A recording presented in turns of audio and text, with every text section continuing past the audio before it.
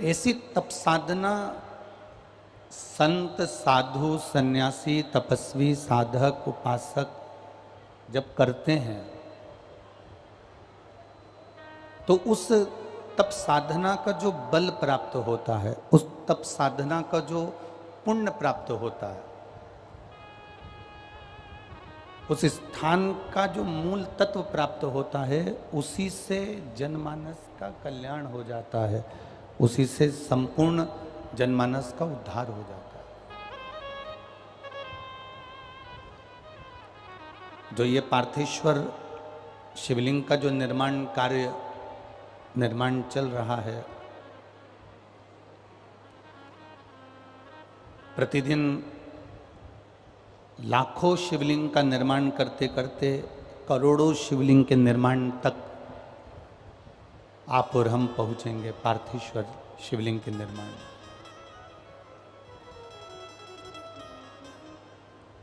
दतिया नहीं, दतिया के आसपास का जितना क्षेत्र है, माँ पीताम्बरा के आसपास का जितना क्षेत्र है,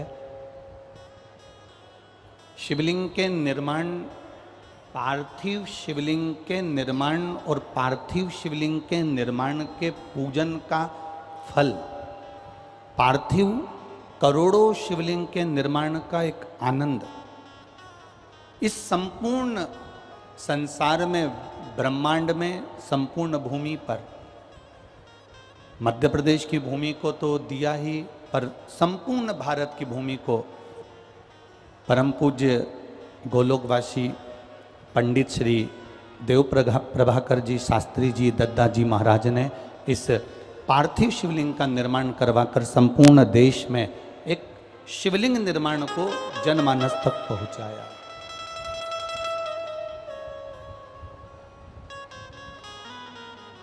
दद्दा जी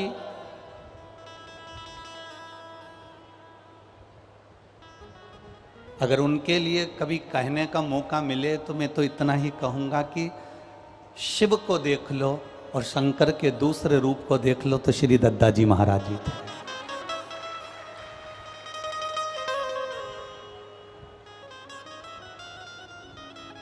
दद्दा जी ने करोड़ों शिवलिंग का निर्माण कर कर जनमानस का कल्याण किया, करोड़ों।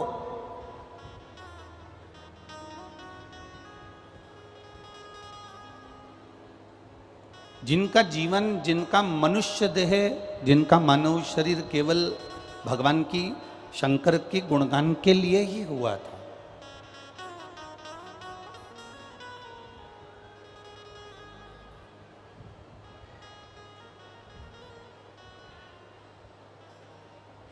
जिन्होंने केवल अपने जीवन काल में भगवान शिव की भक्ति करना, पार्थिव शिवलिंग का निर्माण करवाना, पार्थिव शिवलिंग के निर्माण के माध्यम से संपूर्ण विश्व का कल्याण करवाना,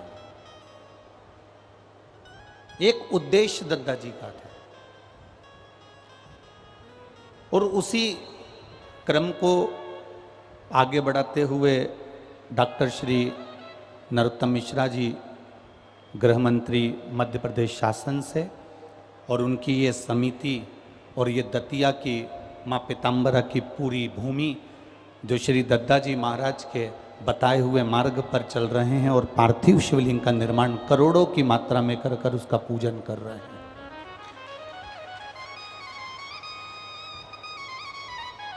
ये हमारे भगवान देवादिदेव महादेव की एक अविरल भक्ति का एक स्वरूप है।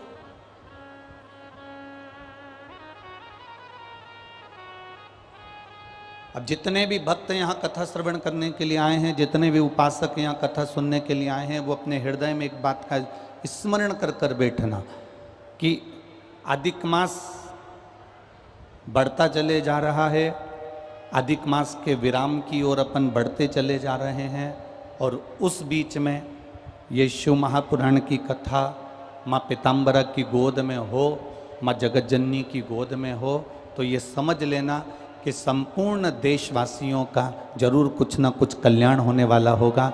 जो ध्रुमावती की भूमि से शिव महापुराण की कथा को श्रवण करने का सौभाग्य प्राप्त हुआ है।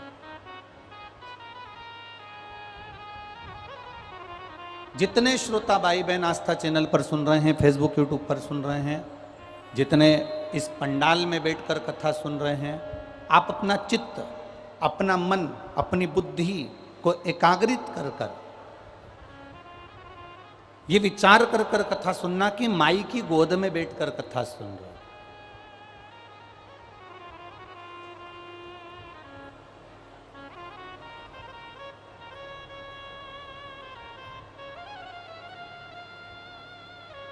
स्वयं देवादिदेव महादेव को कथा श्रवण करने के लिए या भगवान शंकर की कथा सुनने के लिए आप लोगों ने हमको नहीं बुलाया, हम तो कहेंगे माई ने निमंत्रण देकर इस शिव महापुराण को बुलाया।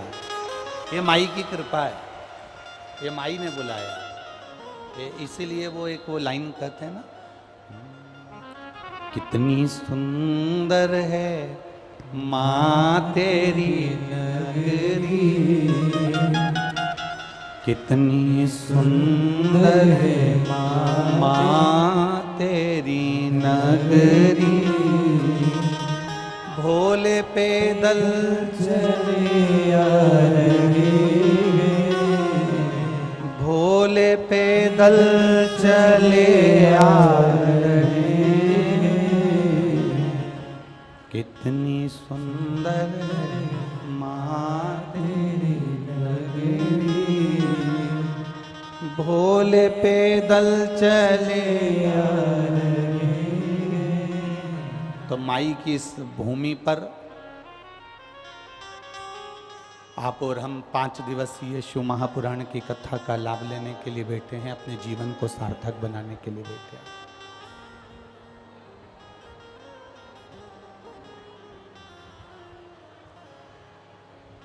शिव महापुराण के अंदर एक बात आती है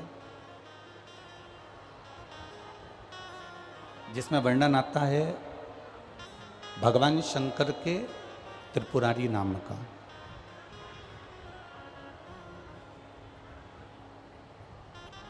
भगवान शिव के त्रिपुरारी नाम का वर्णन आता है।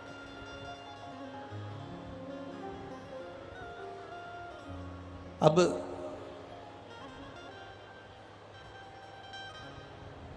पार्थिव शिवलिंग का वर्णन करते हुए अगर हम उसको श्रवण करें और अपने जीवन में उतारें तो एक बात अपनी जिंदगी की उतार कर रखना कि पार्थिव शिवलिंग का निर्माण केवल कलिकाल में नहीं,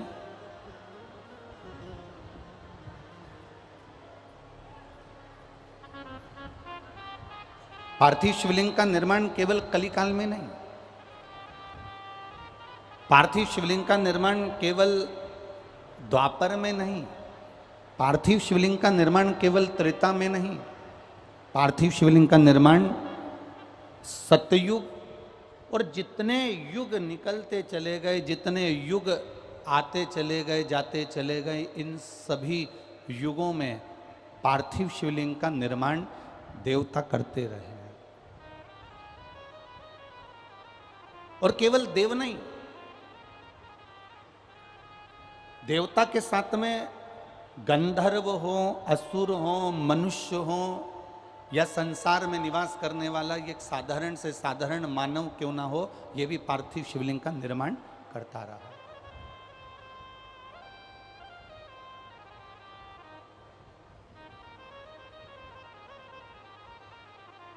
एक बड़ा सुंदर संवाद हमारे यहाँ पार्थिव शिवलिंग का त्रेता का आता है कि भगवान देवादिदेव महादेव की पूजन के लिए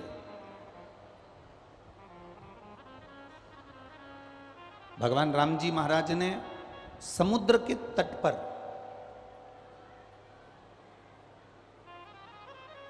बैठकर एक बालू रेत का शिवलिंग का निर्माण किया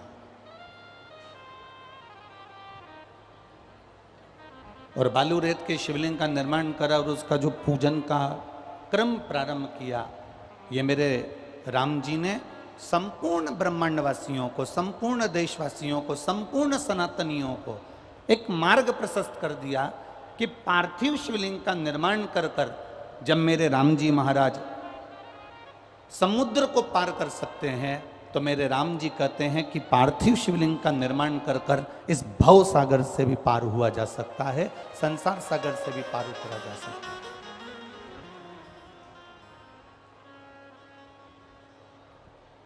और यही क्रम, यही एक नियम, यही एक क्रम, यही एक स्वरूप, एक देवराज नाम का ब्राह्मण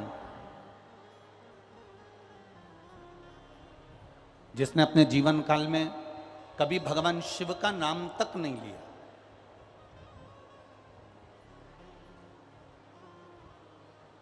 कभी भगवान शंकर के नाम का उच्चारण उसने किया ही नहीं।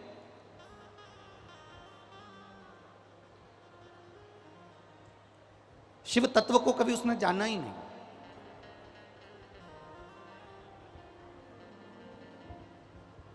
शरीर में ताप पड़ा, जब शरीर में ताप पड़ा और उसके शरीर को कंपन होने लगा, बुखार पड़ने लगा, शरीर को ताप होने लगा, बुखार पड़ने लगा, तब वो ठंड से कांपते हुए शरीर के ताप के कारण वो शंकर भगवान के एक शिवालय में प्रवेश कर गया।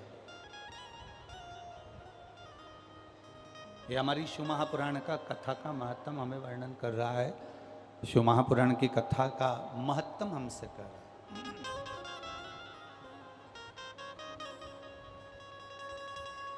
शिवालय में प्रवेश कर गया। अब शरीर कांप रहा है, शरीर में तपन हो रही है, और शंकर जी के मंदिर में बैठा है और एक कोई विद्वान ब्राह्मण, कोई एक विद्वान भूदेव, एक ब्राह्मण बैठकर शिव महापुराण की कथा का वाचन कर रहा था।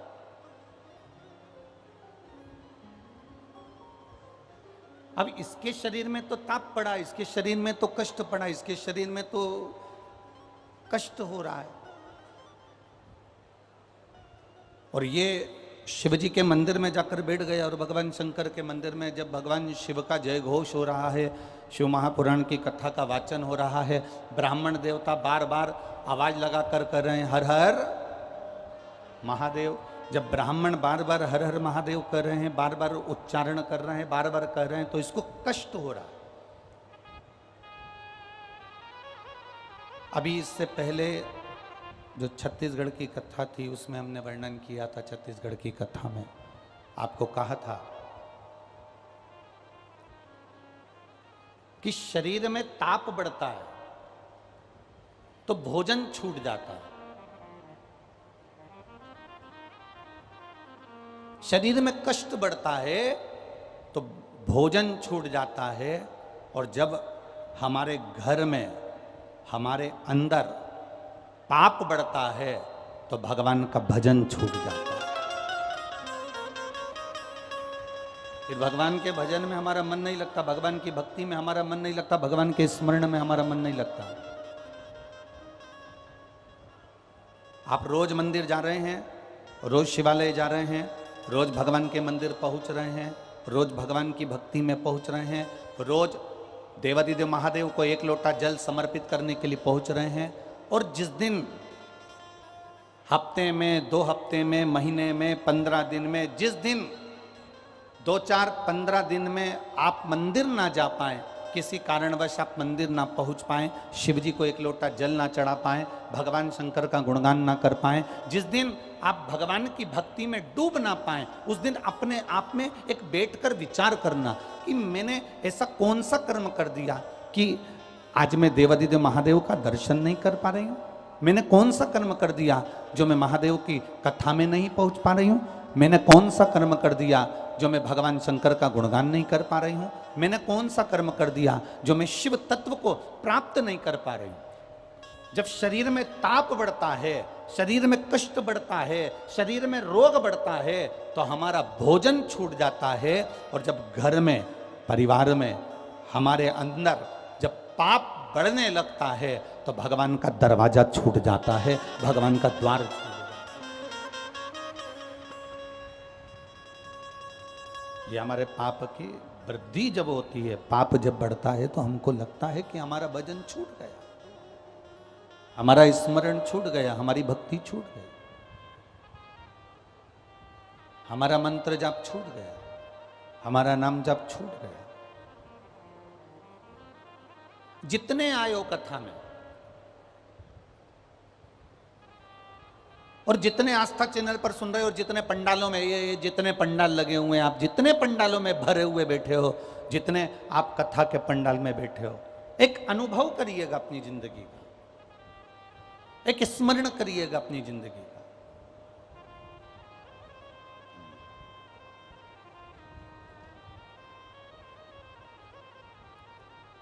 कभी कभी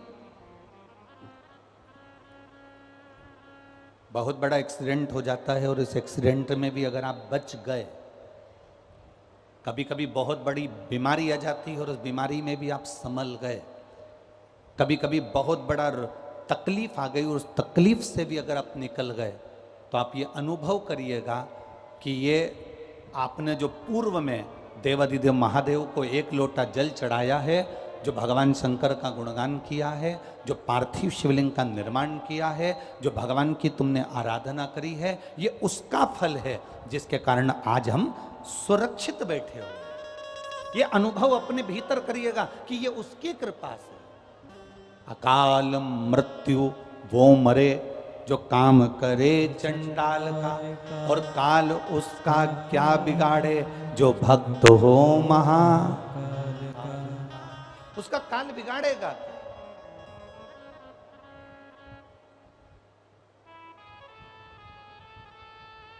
आप लगे हो शिव भक्ति में, आप लगे हो शंकर भगवान की आराधना में, आप लगे हो शिव के स्मरण में, क्या काल बिगाड़े?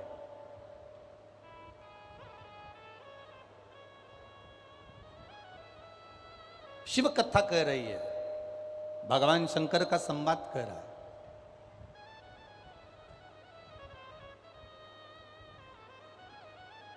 मृत्यु प्राप्त कर लेना एक सरल विषय है,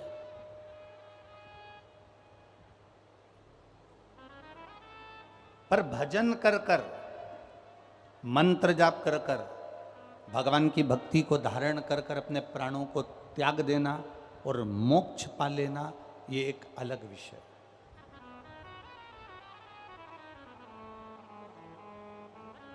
ये एक अलग विषय।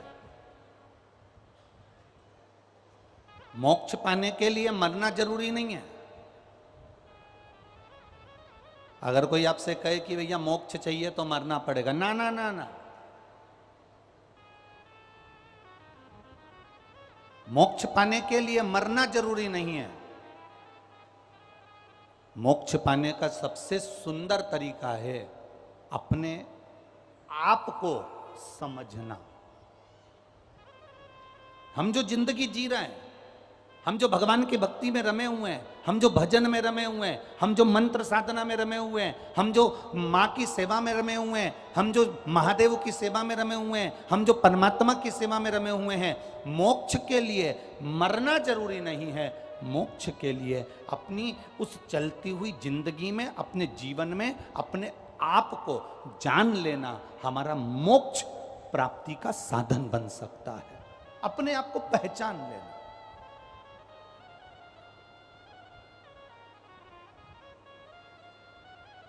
बचपन गया जाने दो, जवानी गई जाने दो, अधेड़ी गई जाने दो, पर जो बचा हुआ है हमारा बुढ़ापा, किसी की जवानी बची है, किसी की अधेड़ी बची है, किसी का बचपन बचा है, किसी का बुढ़ापा बचा है, हमें उसको साधना है।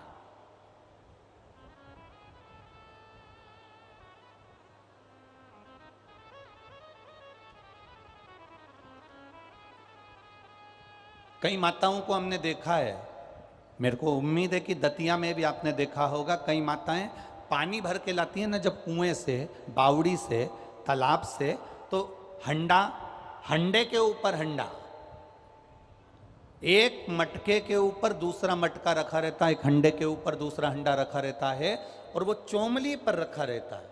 काय पर रखा है? जम के बोलो जरा। वो जो चोमली होती है कपड़े की, उस चोमली पर, वो हंडे पर हंडा रखा हुआ है।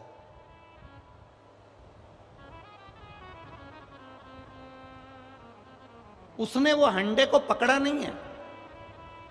जिस हंडे को माँ लेकर जा रही है, जिस हंडे को माता ले जा रही है, उस हंडे को उसने पकड़ा नहीं है, बस वो चोमली पर, वो सिर पर चोमली पर हंडा, हंडे पर हंडा रखा हुआ है, और वो माँ चली जा रही है और उसके साथ में एक सखी और जा रही है। वो बात करती करती करती करती बहुत दूर तक चलेगा, थोड़ी दूर कहीं रुक भी गए तो भी वो बात में लगे हुए हैं, क्योंकि हंडे पर हंडा रखा है। अब बात भी कर रही है, चल भी रही है, बातचीत करते करते कहीं खड़ी भी हो गई है, बातचीत करते करते किसी से मिलना भी हो गया उसका, परंतु उसका हंडा नीचे नहीं गिरा है, क्योंकि वो बात जरूर कर रही है, वो मिल जरूर रही है, वो सहेली से साथ में मिलकर बात करती करती चल जरूर रही है, पर उसका जो ध्यान है वो उस हंडे में बना हुआ है। शिव महापुराण की कथा कहती है, जैसे हंडा लेकर चलने वाली, मटका लेकर चलने वाली नारी का ध्यान, स्त्री का ध्यान उसके मटके में होता है, उसके हंडे में होता है। शिव महापुराण की कथा कहती है,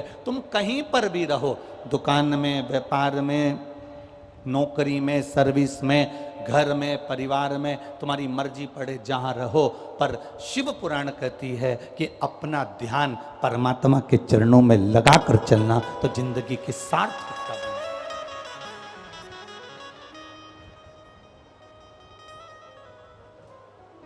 हम अपने ध्यान को रमाकर चले, हम अपने ध्यान को लगाकर चले। देवराज का ध्यान नहीं था शिव पुराण की ओर, देवराज का मन नहीं था शिव पुराण की ओर, बस देवराज तो देवराज। ब्राह्मण देवता कथा कह रहे हैं, ब्राह्मण देवता कथा बोल रहे हैं, और देवराज की चित्तवृत्ति में कथा नहीं पहुंच रही। इसको क्रोध आ रहा है, इसको गुस्सा आ रहा है कि ये हर हर महादेव बोल रहे हैं और मेरे शरीर में ताप हो रहा है, मेरे शरीर में कष्ट हो रहा है, मेरे शरीर में रोग हो रहा है, मेरे शरीर में बीमारी पड़ रही है, और ये हर हर महादेव बोल रहे हैं।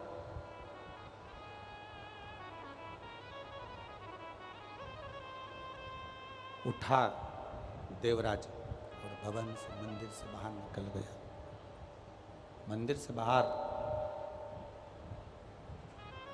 और मंदिर से बाहर जाकर बेलपत्री के वृक्ष के नीचे बस थोड़ी देर बैठा ही था, उतनी देर में देवराज के प्राण छूट गए, और देवराज को लेने के लिए देवाधिदेव महादेव नंदी को लेकर आए और देवराज को लेकर जाने लगे। तो देवराज के अंदर संशय उत्पन्न हो गया।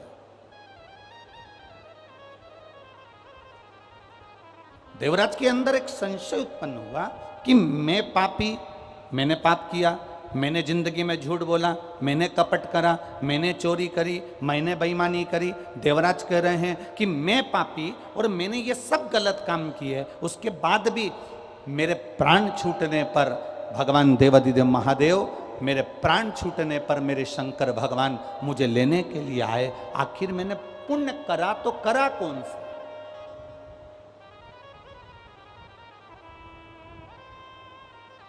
ऐसा पुण्य है कौन सा?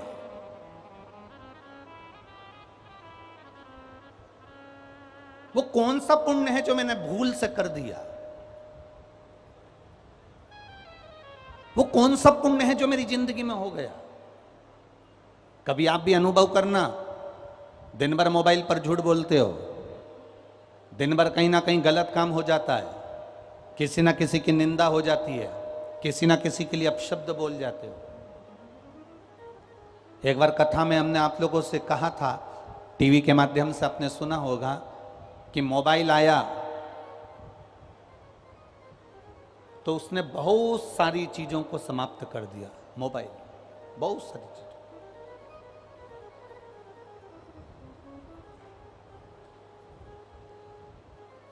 मोबाइल आया तो उसने बहुत सारी चीजों को खत्म कर दिया। मोबाइल आया, कैमरा खत्म हो गया। बोलो सही है कि गलत है? अब कैमरे का प्रयोग, कोई कैमरा टांग के चलता है क्या? बस मोबाइल निकाला और कैमरे से, मोबाइल से फोटो खींच लिया। मोबाइल आया, कैमरा खत्म हो गया। मोबाइल आया, MP3 खत्म। पहले लोग CD लगाते थे, कैसेट लगाते थे, फिर गाने सुनते थे। अब मोबाइल आया तो MP3 खत्म। अर्थात गाना सुनना है तो कोई को बक्से वगैरह लगाने की जरूरत नहीं पड़ती, मोबाइल पर सुन लेता। मोबाइल आया, कैमरा खत्म हो गया, मोबाइल आया, MP3 खत्म हो गई, मोबाइल आया तो कैलेंडर जिससे लोग तारीख देखा करते थे वो कैलेंडर भी खत्म हो गया। मोबाइल आया तो ये घड़ी भी खत्म। अब लोग टाइम देखते हैं तो मोबाइल का बटन दबा के देख लेते कितनी बज रही है। मोबाइल आया, कैमरा खत्म हो गया, मोबाइल आया, MP3 खत्म हो गई, मोबाइल आया, कैलेंडर खत्म हो गया, मोबाइल आया तो घड़ी खत्म हो गई, और मोबाइल पत्नी के हाथ में आया तो तुम खत्म।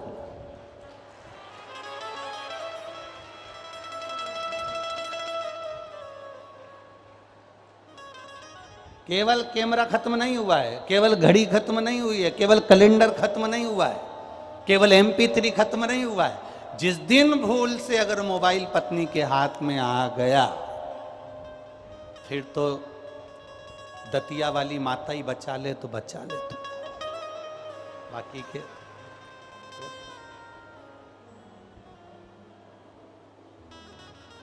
फिर तो तुम लोगों को आरती गाना पड़ेगी। तेरे भक्त जनों पे भीड़ पड़ी है भारी, फिर तुमको आरती गाना पड़ेगा। बहुत भीड़ पड़ गई है, बहुत तकलीफ हो गई है।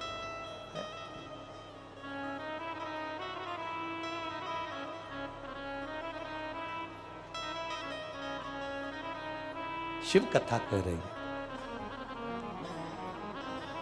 अपने पुण्य को पहचानो।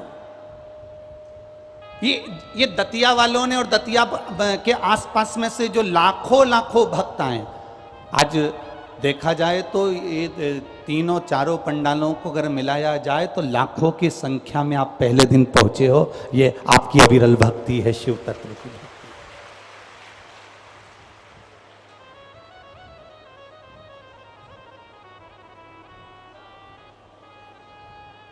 और कई लोग पीछे धूप में जो खड़े हुए हैं, उधर साइड में धूप में खड़े हैं, उधर खड़े हैं, तो ये आपकी अविरलता है, अविरल भक्ति है। आप कभी विचार करना अपने आप को। जैसे देवराज पुण्य भागी था, देवराज कह रहा है मैंने चोरी करी, देवराज कह रहा है मैंने कपट करा, देवराज कह रहा है मैं ब्राह्मण होकर मैंने गलत काम किया, पर एक बात समझ में नहीं आती, मैंने पुण्य कौन सा करा कि मैंने जो पुण्य करा मेरे को समझ में नहीं आया कि देवाधिदेव महादेव मुझे लेने के लिए यहां पहुंचे हैं। ये देवराज को उसका पुण्य नहीं मालूम था। अब देवराज ने जैसे विचार करा कि मैंने कौन सा पुण्य करा कि मुझे महादेव लेने के लिए आए, ऐसा दतिया और दतिया के आसपास वालों तुम विचार करना कि हमने कौन सा पुण्य करा था जो अधिक मास के महीने में, सावन के महीने में मां दतिया की गोद में शिव महापुराण की कथा सुनने को मिल जाएगी। अपने पुण्य को ढूंढो कि हमारा पुण्य कौन सा प्रबल था।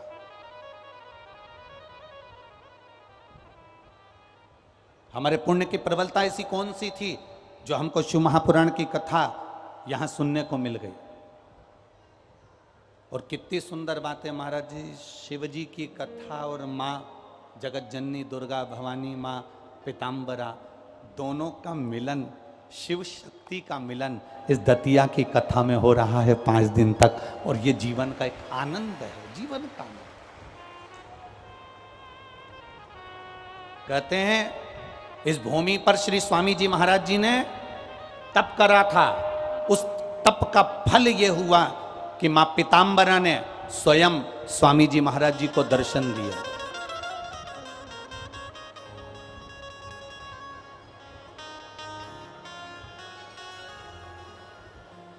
उस तप का फल ये मिला।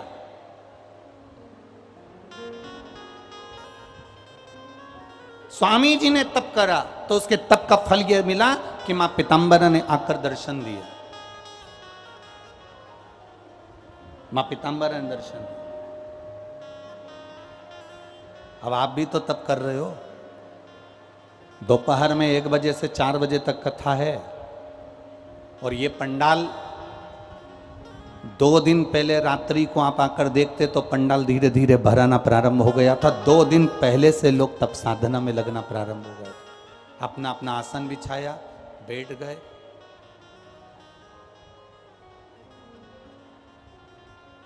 तप साधना में लीन हो गए। और ये तप साधना ही तो है आपकी, जो आप कथा का रसतत्व ग्रहण कर रहे हो।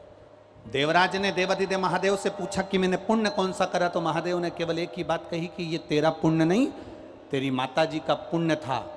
तुम्हारी माता ने जो पुण्य करा था उस पुण्य का फल तुम्हें मिल रहा है। तेरी माता 1 लोटा जल मेरे मंदिर में, मेरे शिवालय में जाकर समर्पित करती थी।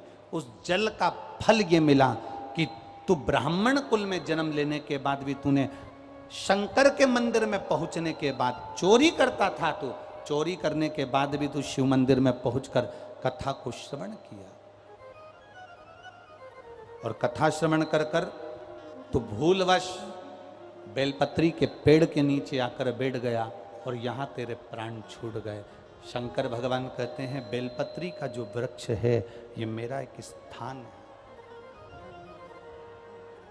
मेरा स्थान।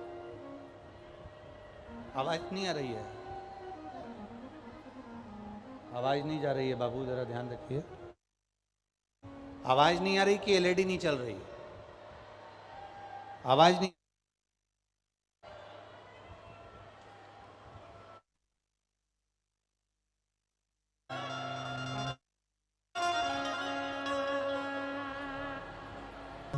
शिव कथा कर रही है, भगवान शंकर का संवाद कर रहा है। शिव धाम देवराज चले गए। शिव जी से जो प्रश्न किए गए उसका उत्तर देवराज ने दिया।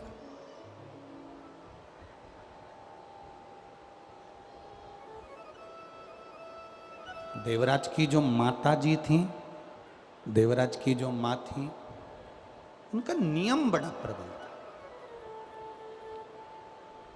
एक नियम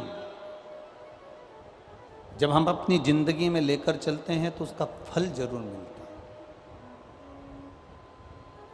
एक कोई सा भी नियम हमने अपनी जिंदगी में बना लिया कि हमको शिव जी के मंदिर जाना है, 1 लोटा जल चढ़ाना है, या शंकर जी के मंदिर में जाकर झाड़ू लगाना है, पोछा लगाना है, या सेवा करना है, उसका फल जरूर मिलता है। एक पत्र आया है, उस पत्र में उन्होंने वर्णन किया।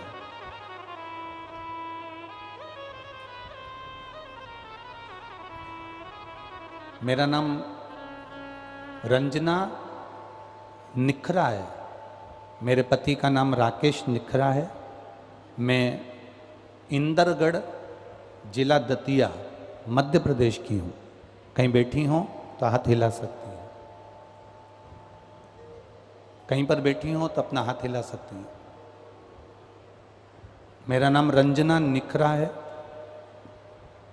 मेरे पति का नाम राकेश निखरा है। मैं इंदरगढ़ जिला दतिया मध्य प्रदेश की हूँ। आप ही हैं? दोनों हाथ ऐसे हिला दो एक बार। 1 लोटे जड़ और शंकर भगवान के मंदिर में झाड़ू लगाने का क्या फल होता है गुरुदेव, मैं वर्णन करती हूँ। मेरा बड़ा बेटा 22 वर्ष का है और छोटा बेटा 20 वर्ष का है। बड़े बेटे का नाम देव निखरा है और छोटे बेटे का नाम शिव निखरा है। मेरे दोनों बेटे 22 वर्ष का और 20 वर्ष का 2019 से सरकारी नौकरी के लिए तैयारी कर रहे थे। कई बार परीक्षा दी लेकिन सफलता नहीं मिली। सब लोग कहते थे इनकी उम्र छोटी है, यार क्या नौकरी के लिए अप्लाई करना। पर मेरे बच्चों ने ठान ली थी कि माँ सरकारी नौकरी करना है। मेरी बड़ी ननंद ने फोन कर कर कहा कि टीवी पर कथा आती है, तुम सुना करो। कथा सुनना प्रारंभ करी, पशुपति व्रत करना प्रारंभ करा, शिवजी को 1 लोटा जल चढ़ाना प्रारंभ करा। गुरुदेव, दुनिया के लोग बहुत सारा उपाय बताते हैं, पर आपने केवल 1 लोटे जल का उपाय बताया, वो हमने प्रारंभ किया। मेरे बेटे ने परीक्षा दी और मैं रोज बाबा से निवेदन कर कर आती थी, पशुपति व्रत करती, बाबा से कहती बाबा मेरे बच्चों की नौकरी जरूर लगा देना। और बाबा की ऐसी कृपा हुई गुरुदेव, आज मेरे दोनों बेटों की सरकारी नौकरी 13 मई 2023 को लग गई है। मेरा एक बेटा सहायक लेखा परीक्षा अधिकारी के पद पर चयनित हो गया और दूसरा बेटा पोस्ट ऑफिस में बाबा की कृपा से ऑफिसर के पद पर लग गया। मैं प्रणाम करने के लिए ये शिव, दोनों हाथ हिला दो बहन एक बार, हाँ एक बार दोनों हाथ हिला दो, बधाई आपको बहुत बहुत, हर हर महादेव। शिव तत्व इसी को कहते हैं। खाली न जाता कोई दर से तुम्हारे, खाली न जाता कोई दर से तुम्हारे, मैं भी खड़ी हूँ बाहें पसारे, अपने हृदय से लगा लो गिरा जा रहा हो, उठा लो। अब जितने बैठे हो दिल से अगर कथा सुनी है, 5 दिन की शिव महापुराण की कथा यदि आप पीताम्बरा माता की गोद में बैठकर दिल से सुन रहे हो तो यह विश्वास मानकर चलना कि 3 महीने में अगला पत्र आपका व्यासपीठ पर होगा, यह निश्चित है। एक नियम बनाकर, हम भी तो अपनी जिंदगी में कोई नियम बनाए। देवराज की माता जी ने नियम बनाया था शंकर जी के मंदिर में जाने का। बेटा ब्राह्मण कुल में, ब्राह्मण होने के बाद चोरी में लग गया, गलत काम में लग गया, वेश्यावृत्ति में लग गया, जुए में लग गया, गलत संगत में पड़ गया और गलत काम में लगने के बाद उस वो बेटे ने अपनी जिंदगी बर्बाद कर ली। चोरी का धन लेकर शिव जी के मंदिर में चले गया, बैठा, बेलपत्री के पेड़ के नीचे बैठकर उसके प्राण चले गए और वो शिव के धाम चले गए। वो घड़ी के नियम हम बनाए, एक नियम हमारी जिंदगी में होना चाहिए।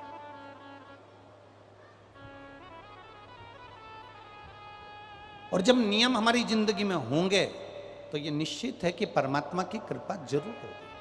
बोल बम का नारा है,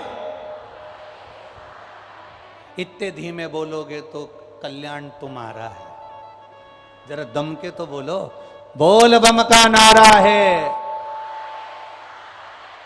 बाबा एक सहारा, हम उसके सहारे क्यों नहीं जीते? हम परिवार में रहें, कुटुंब में रहें, नाते और रिश्तों में रहें, हम अपने घर में रहें।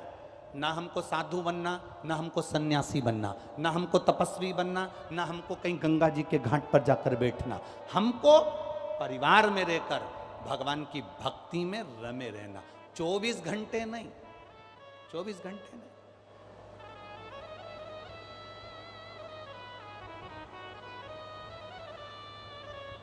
जितना समय मिले हमारे को उतना समय हम परमात्मा को।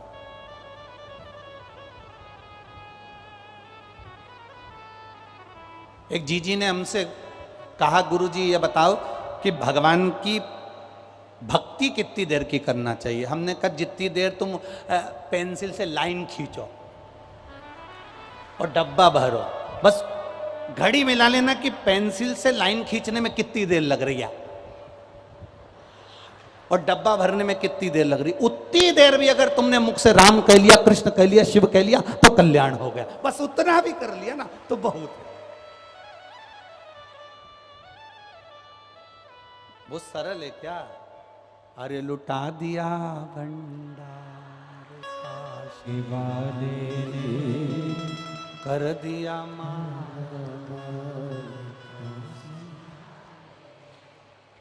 वो करने वाला बैठा हुआ है, वो उदार बैठा, वो करता है स्वयं। अब चित्त से स्मरण कर कर, हाँ ये जरूर है कि आपको गाड़ी वाला थोड़ा दूर उतार देगा, वहां से आप पैदल पैदल पैदल पैदल कथा के पंडाल तक चलेंगे। थोड़ा कष्ट जरूर होगा, जब मेरे भोलेनाथ जी सीहोर से चलकर यहाँ आ सकते हैं तो आप भी तो कथा के पंडाल तक आ सकते हो।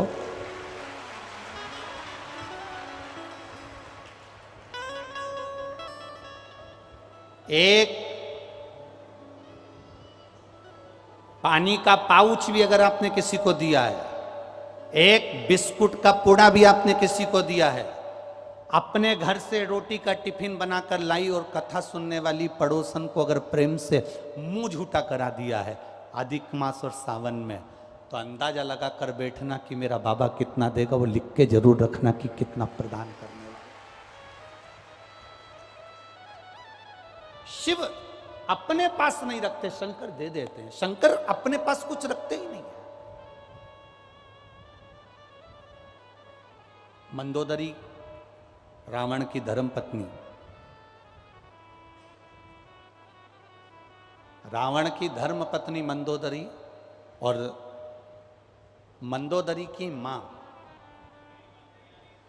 मंदोदरी की मां, रावण की धर्मपत्नी मंदोदरी और मंदोदरी की जो मां है जिसका नाम है हेमा। क्या नाम है? जम के बोलो जरा। हेमा। मंदोदरी की माता जी का नाम क्या है? जम के बोलो जरा। हेमा। देखो, आप लोगों से खिलवाने का केवल एक कारण होता है कि आप लोगों को वो नाम स्मरण में बना रहे कि मंदोदरी की मां का नाम क्या था। तो मंदोदरी की मां का नाम क्या है? हेमा। ये शिवजी की परम उपासक थी और इसका जो पति था मय दानव, मंदोदरी का जो पिता था मय दानव, ये बहुत असुर प्रवृत्ति का था। अब हेमा का नियम था, मिट्टी लाती, उसमें माखन मिलाती, गाय का दूध मिलाती, थोड़ा सा गौ माता के गोबर को मिश्रण करती और उसमें थोड़ी सी भस्म मिलाकर मिट्टी को तैयार करती और हेमा शिवजी के शिवलिंग का निर्माण करती। जरा बहुत ध्यान देना, ये कथा शायद आपकी जिंदगी को बदल दे।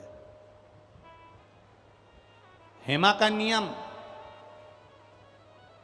मंदोदरी की माता जी का नियम था, मिट्टी को लेकर आना, गाय का गोबर मिलाना, भस्म मिलाना और उसमें थोड़ा सा माखन मिलाना और मिलाकर उस मिट्टी को फेंट कर उसका शिवलिंग का निर्माण कर, शिवलिंग का निर्माण।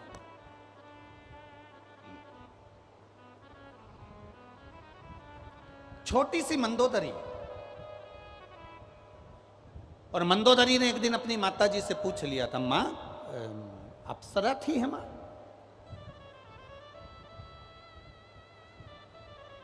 मैदानों की दो धर्म पत्नी थी, हेमा और रंभा। हेमा और रंभा दोनों अप्सरा थी। अब मंदोदरी भी बड़ी सुंदर थी। तो एक दिन मंदोदरी ने अपनी माँ से पूछ लिया, माँ तू मिट्टी लाती है, मिट्टी में माखन मिलाती है और माखन मिला के उसमें भस्म मिलाती है और उसमें गाय का गोबर मिलाकर तू मिश्रण कर कर पार्थिव लिंग का निर्माण करती है।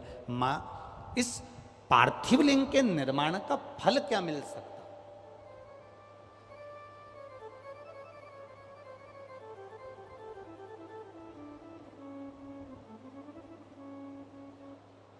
पार्थिव लिंग के निर्माण का फल क्या मिल सकता?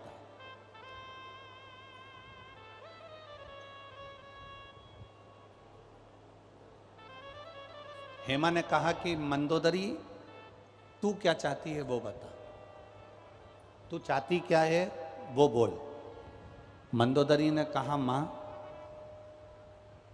नारी और पुरुष ये दोनों का मंगल विवाह होता है। नारी पहले जाती है, पुरुष पहले जाता है, ये तो किसी को नहीं मालूम, जो भाग्य में लिखा होता है वो होता है। नारी पहले जाएगी कि पुरुष पहले जाएगा ये किसी को नहीं मालूम। मां, जो ललाट पर लिखा हुआ होता है, जो पूर्व का कर्म करा हुआ होता है, उसी के अनुसार पति पहले गया कि पत्नी पहले गई, ये ललाट पर जिसके जो लिखा होगा, जो कर्म की गति लिखी होगी वो उसके साथ होगा। पर मां, मैं इतना पूछना चाहती हूं, क्या नारी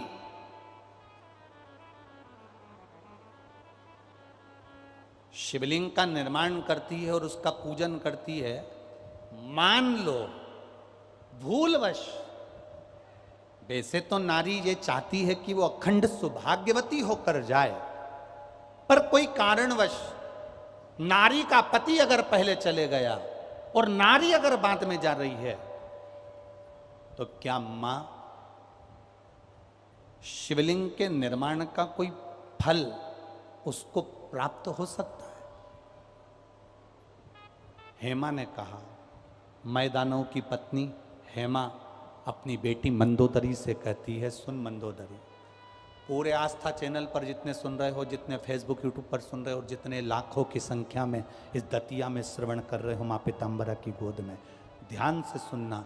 माँ हेमा अपनी बेटी मंदोदरी से कहती है, मंदोदरी सुन, शिवलिंग का निर्माण करने वाली नारी मान लो पहले चली गई तो अखंड सौभाग्यवती तो होती ही है, पर मान लो कर्म की गति के अनुसार अगर पति पहले चले गया और नारी अगर मान लो बेधव्य भी हो जाती है, तो हेमा कहती है वो नारी का जब अगला जन्म होता है तो वो 7 जन्म तक कभी विधवा नहीं होती है। 7 जन्म तक नारी वेधव्य धारण नहीं करती है। हेमा अपनी पुत्री मंदोदरी को कह रही है।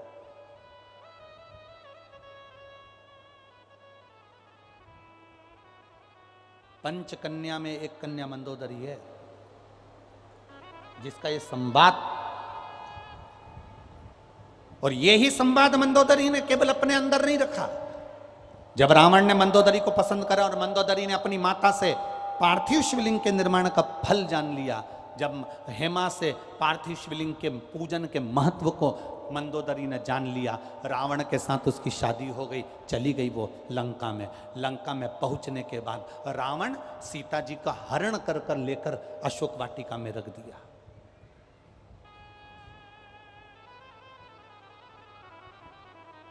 अशोक वाटिका का पूरा काम त्रिजटा को दिया गया, पूरा काम त्रिजटा को। और आपको कथा में कहा था, भी छत्तीसगढ़ की कथा में, तिल्ला नेवरा की कथा में कहा था कि पूरी दुनिया में सारी देवियों के पूजन होती है, पर त्रिजटा जैसी असुर, त्रिजटा जैसी राक्षसी की पूजन काशी में साक्षी विनायक के मंदिर में आज भी होती है। शिवजी ने त्रिजटा जैसी राक्षसी को भी अपना काशी का निवास दिया, उसकी भक्ति के कारण, उसके विश्वास के कारण।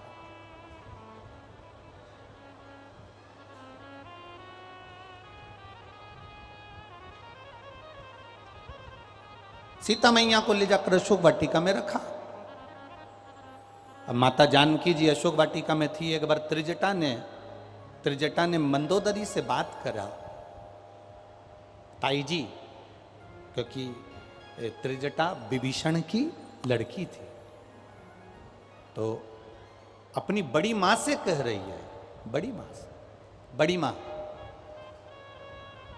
जिस जानकी जी को, जिस सीता जी को बड़े पिताजी ताऊ जी जिसको लेकर अशोक वाटिका में रखे हैं, वो कोई साधारण सी स्त्री नहीं है मां, वो साधारण सी नारी नहीं है मां, वो नारी कोई सहज नहीं है मां। मंदोदरी ने त्रिजटा से कहा, मेरा मन है एक बार सीता जी का दर्शन करने का, एक बार मेरा मन है कि मैं जानकी का दर्शन करूं, सीता जी का दर्शन करूं। ठीक है मां, आप चलिए मेरे साथ, मैं माता जानकी का आपको दर्शन करा देती हूं। और त्रिजटा मंदोदरी को लेकर सीता जी के सामने पहुंच गई, और माता जानकी का दर्शन, जब त्रिजटा ने सीता जी का दर्शन मंदोदरी को कराया, मंदोदरी ने हाथ जोड़कर सीता जी से क्षमा मांगी मेरा पति आपको बलपूर्वक खींचकर अशोक वाटिका में लाकर विराजमान कर दिया है, मैं क्षमा चाहती हूं। मेरा पति, उसने जो गलती करी मेरे को उसके लिए क्षमा मांग। जानकी जी ने कहा कोई बात नहीं, सबकी अपनी अपनी कर्मगति होती है मंदोदरी, कोई बात। मंदोदरी ने कहा मैं जिसकी आराधना करती हूं, आपसे निवेदन करना चाहती हूं कि उसकी आराधना आप भी करें। मंदोदरी कह रही है कि मैं जिसकी आराधना करती हूं उसकी आराधना आप भी करें, और जिस दिन आपकी आराधना का फल पूर्ण हो जाएगा, मेरे देव अधिदेव महादेव आपको स्वयं राम जी से एक बार मिलवा जरूर देंगे, ये निश्चित है। आपकी आराधना का फल जब पूर्ण हो जाता है, अभी आपको कहा कि मां पीताम्बरा की गोद में बैठकर कथा सुन रहे हो, दतिया में बैठकर कथा सुन रहे हो, अधिक मास के महीने में कथा सुन रहे हो, श्रावण के महीने में कथा सुन रहे हो। ये आपकी भक्ति का बल जब प्रबल हो जाएगा, लोग कहते हैं गुरुजी ऐसा शिव महापुराण में क्या है कि लोग पंडाल में बैठ के कथा सुनते हैं और उनके मनोरथ पूरे हो जाते हैं। शिव महापुराण में ऐसा, ये पत्र तो हम लोग बहुत कम पढ़ते हैं, ये जितने पढ़े हैं, अगर इन्हीं हम कहते हैं, मीडिया वालों को भी हमने कई बार कहा कि ये पत्रों में सबके मोबाइल नंबर है, इन पत्रों में सबके एड्रेस है, इन पत्रों में सबका पता लिखा हुआ है। आप कभी मौका मिले तो इन पत्रों को पढ़कर उनके घर भी जा सकते। एक पत्र और देखिए कितना सुंदर लिखा किसी ने।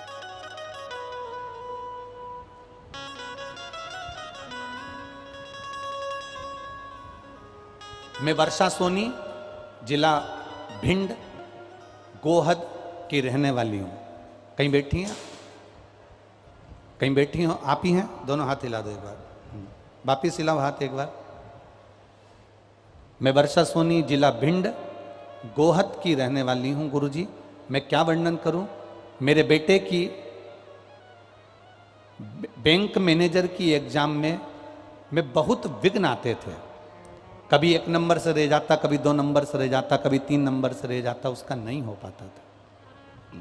बहुत परेशान थे, उसकी हिम्मत टूट गई। मेरा बेटा मुझसे कहता है मम्मी सब करा धरा रह जाता है, कोई मतलब नहीं है, अब एग्जाम नहीं दूंगा। मुझे उसका दर्द नहीं देखा गया।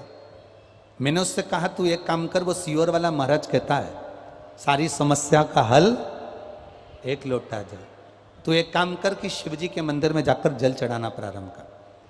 मेरा बेटा कहता है माँ जल चढ़ाने से कुछ होता है क्या?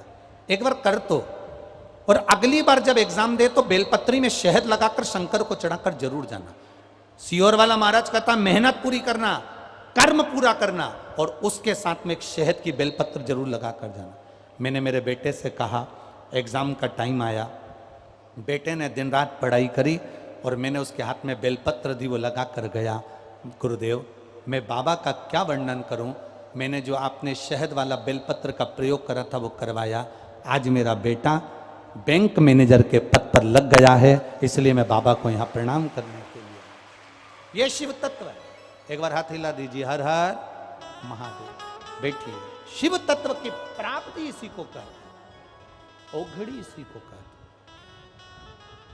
तेरी कृपा बिना न हिले एक भी अणु, लेते श्वास तेरी कृपा से तनु तनु। बखान क्या करूं मैं राखों के ढेर का, चपटी भभूत में खजाना कुबेर का। ये दतिया वालों को, दतिया के निवासियों को, दतिया की भूमि को अगर मां पीताम्बरा मिली है, दतिया की भूमि को मां ध्रुमावती मिली है, तो ये साधारण नहीं है। जो वनखंडेश्वर महादेव दतिया की भूमि पर विराजमान हैं, उनकी आराधना श्री स्वामी जी ने करी, उसका फल यहां पीताम्बरा के रूप में मिला। शिव के बिना कुछ नहीं मिल सकता, शंकर के बिना कुछ नहीं है, कुछ भी नहीं।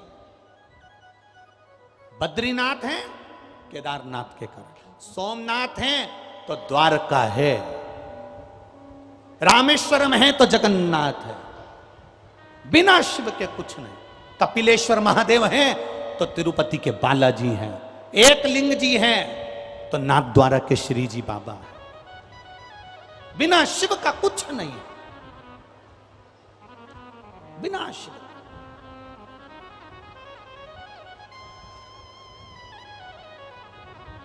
स्वामी जी ने कितना कितना तप करा शंकर जी का, कितनी शिव जी की सेवा करी होगी। वो बनखंडेश्वर महादेव की पूजन में स्वामी जी लगे रहते थे, दिन भर लगे रहते थे। शंकर जी के मंदिर में सफाई करना, सेवा करना, आराधना करना, पूजन करना, अर्चना करना। सबसे पहले स्वामी जी अगर आए थे, महाराज जी अगर आए थे, तो वो बनखंडेश्वर महादेव के पास में ही बैठा करते थे, वहीं आराधना करते, वहीं तप साधना करते। वहीं पर देवाधिदेव महादेव ने कृपा कर दी और कह दिया, यहां मेरी जगत जननी पार्वती का बगलामुखी अवतार पीताम्बरा को यहां विराजमान कर दे, धूमावती को यहां विराजमान कर दे।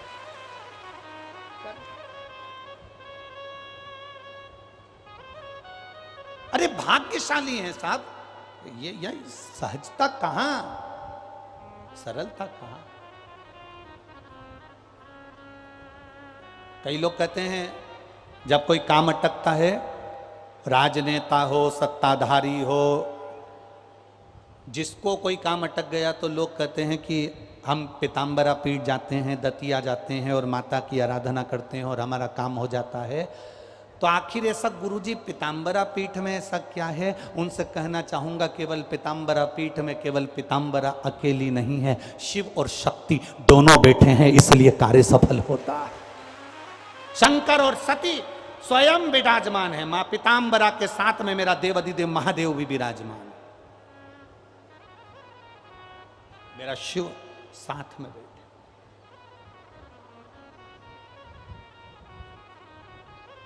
तेज गर्मी हो सकती है, धूप लग सकती है, पंडाल में जगह नहीं मिलेगी तो आप बाहर खड़े रह रहे हो, आपको धूप लग रही होगी, पर विश्वास मानकर चलना कि इस भूमि की कथा आपकी झोली कभी खाली नहीं रख सकती, भरकर भेजेगी। ये क्योंकि शिव और शक्ति की भूमि है, ये दतिया की भूमि शंकर और शक्ति की भूमि है। ये दतिया की भूमि केवल मां की अकेली भूमि नहीं, यहां शिव और शक्ति दोनों विराजमान है। बनखंडेश्वर भी बैठे हैं तो मां जगत जननी भी बैठी, खाली कहां। सुनो सीता जानकी, अगर तुमने शिव जी की आराधना करी है तो मेरा देवाधिदेव महादेव जिसकी आराधना मैं करती हूं, अब वो महादेव तुमको एक बार राम जी का दर्शन, तुम्हारे पति का दर्शन जरूर कराए। तो सीता जी ने कहा मंदोदरी से कि रावण की कैद में मैं बंद हूं, राम जी अगर आएंगे तो मुझे लेने के लिए आएंगे और लेकर चले जाएंगे, विजय प्राप्त करेंगे और लेकर चले जाएंगे, युद्ध लड़ेंगे और लेकर चले जाएंगे, और आप कह रही हो कि उसके पहले राम जी का दर्शन हो जाएगा, ऐसा हो सकता है क्या? मंदोदरी मुस्कुराकर बोली, मेरी माँ हेमा कहती थी पार्थिव लिंग का निर्माण करने पर, पूजन कर कर विसर्जन करने पर जो फल मिलता है वो साधारण नहीं मिलता है। तुम एक काम करो, जिस अशोक के वृक्ष के नीचे तुम बैठी हो, अशोक वाटिका में तुम बैठी हो, वहीं की मिट्टी कंकर को उठाकर उसका भी तुम स्पर्श कर लोगी और अपने इष्ट देव का स्मरण कर कर याद करोगी तो वो सुनता जरूर है। इसलिए कहते हैं कंकर में शंकर है, कंकर में शंकर। हमने पहले भी कथा में कहा, पूरे विश्व की भूमि को, पूरे विश्व की जमीन को, पूरे विश्व की भूमि को खोद कर देखिए, कोई मूर्ति मिले चाहे ना मिले, मेरा शंकर और कंकर उस भूमि में जरूर मिलेगा, ये निश्चित मिलेगा। तो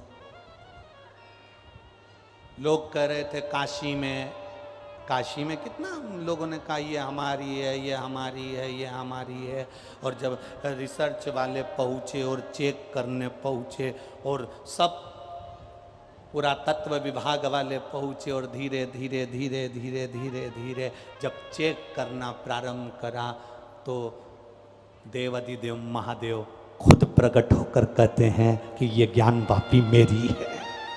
स्वयं शिव कह रहा है, स्वयं ओघड़दानी कह रहा है।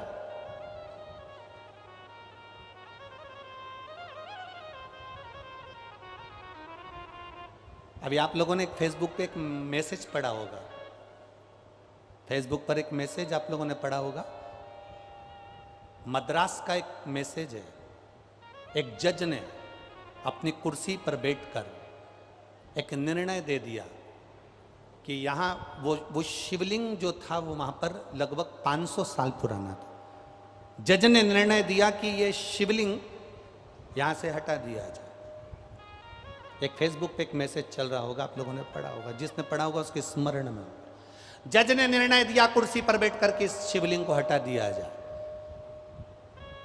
जिस वकील के कहने पर शिवलिंग हटाया जा रहा था, वकील वहीं चक्कर खाकर गिर गया। वकील के 10 मिनट बाद जो टाइप करने वाला था असिस्टेंट, वो चक्कर खाकर गिर गया। थोड़ी देर बाद वहां खड़ा हुआ संतरी चक्कर खाकर गिर गया। जज ने तुरंत उस उत्तर को जो उसने लिखा था उसको बदल दिया कि ये शिवलिंग यहीं रहने दो, नहीं तो जज को लगा कि मैं भी चक्कर खाकर गिर जाऊंगा। शिव शिव है, ओघड़ी है शंकर। अकाल मृत्यु वो मरे जो काम करे चंडाल का, काल उसका क्या बिगाड़े जो भक्त हो महा काल का। शिव की आराधना कोई सरल है क्या, सहज है क्या?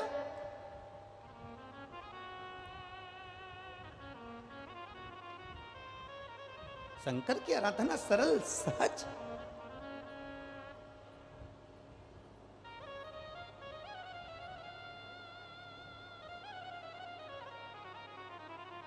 कल आशीष हमसे कह रहे थे कि गुरुजी वो अपने जो केंद्रीय गृह मंत्री जी हैं डॉक्टर नरोत्तम मिश्रा जी, इनके चेहरे पर कितना तेज है ना। हमने कहा ये तेज दुनिया में जितने शंकर के भगत मिलेंगे ना, सब ऐसे ही चमकते हुए मिलेंगे। शिव के जितने भक्त होते हैं, शंकर के जितने उपासक होते हैं, शंकर की आराधना करने वाले जितने होते हैं, शिव तत्व को प्राप्त करने वाले कितने होते हैं, वो सब ऐसे शंकर भगवान की चमक क्या कम है।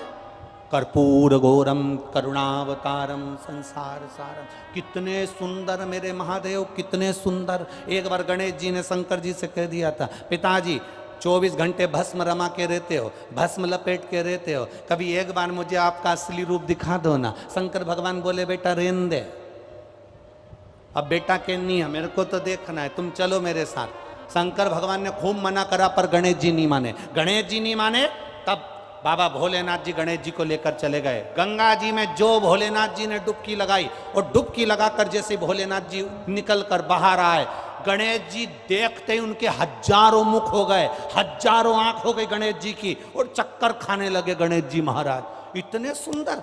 तुरंत गणेश जी ने शंकर जी के चरण पकड़कर कहा, तुम तो जैसे थे वैसे ही हो जाओ। शिव जी ने पूछा कैसे? भस्म लपेटो। अब शंकर भगवान भस्म नहीं लगा रहे, गणेश जी ने अपनी सूंड में भस्म भरकर भोलेनाथ जी पे छोड़ी, हाथ से शंकर भगवान को भस्म लगा रहा है भगवान गणेश जी।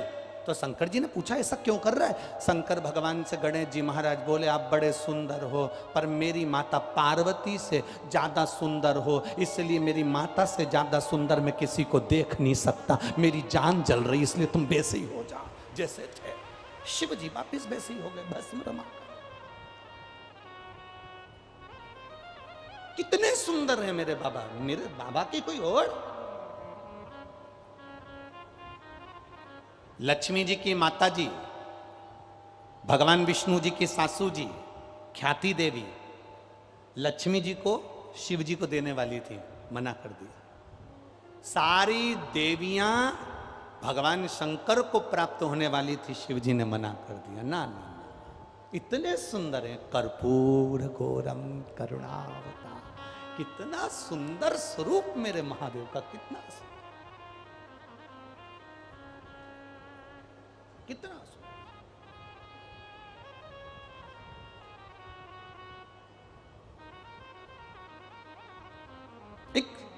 स्वरूप की व्याख्या। तुम मांगो, सीता जी से कहा, तुम मांगो। जानकी जी ने कहा कि मैं, ना तो मेरे पास में जल है, ना पूजा की थाली है, ना मेरे पास में कुछ है, मैं अपने आराध्य की पूजन तुम कह रही हो कि करो, क्या करूं? कंकर शंकर है ना, कंकर शंकर है ना, बहुत है।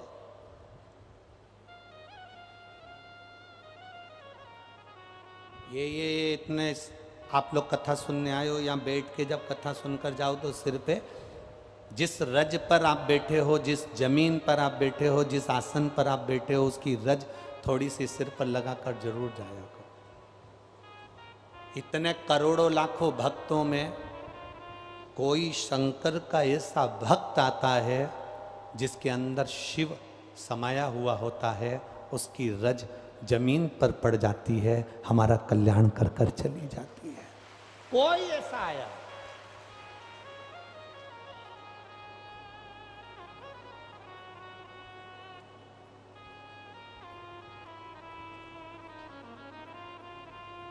एक भक्ति का बल बढ़ जाए।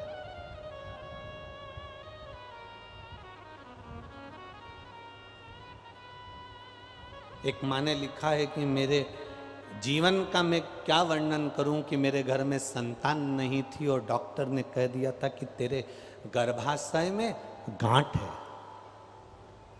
गर्भाशय में गांठ है, संतान का सुख तेरे को जिंदगी भर नहीं, पत्र में लिखा उसने, संतान का सुख तेरी जिंदगी में कभी नहीं मिलेगा, तेरे गर्भाशय में गांठ।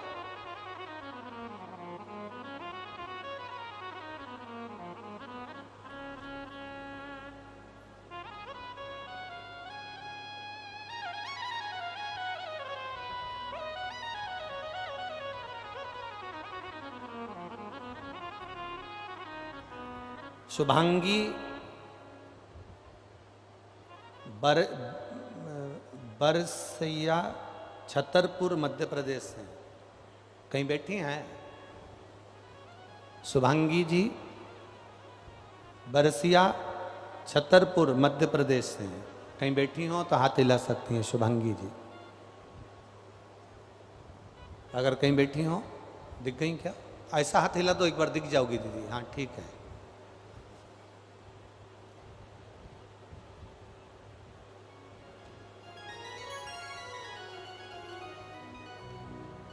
बच्चे को साथ लेकर आई हो क्या? थोड़ा सा ऊंचा करो बच्चे को, अगर लाई हो तो। लाई हो साथ में? नहीं लाए? कई साल हो गए थे गुरुजी, संतान का सुख नहीं था। डॉक्टर ने कह दिया था संतान का सुख नहीं है। बाबा की कृपा का क्या वर्णन करूं, मैंने पशुपति व्रत करना प्रारंभ कर दिया।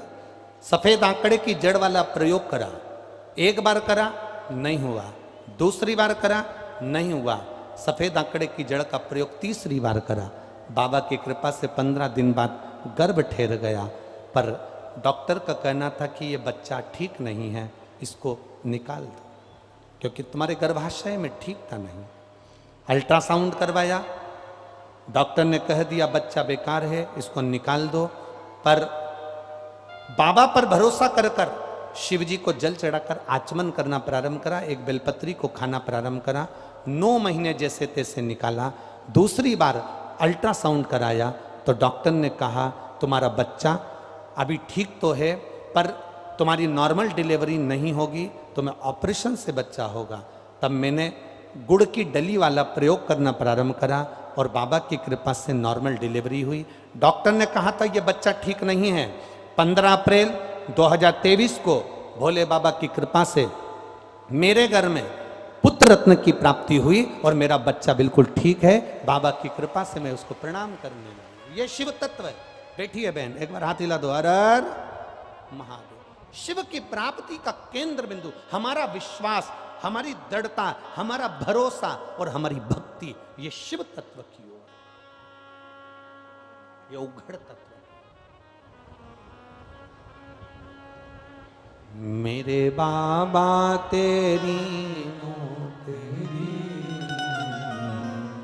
सबसे बढ़िया है, सबसे तेरे दरवाजे की चाकरी सबसे बढ़िया है सबसे खरी। जब से तेरा गुलाम हो गया तब से मेरा भी नाम हो गया। देखिए हम अकेले नहीं गाएंगे, आप भी जरा बोलिए। जब से तेरा गुलाम हो गया तब से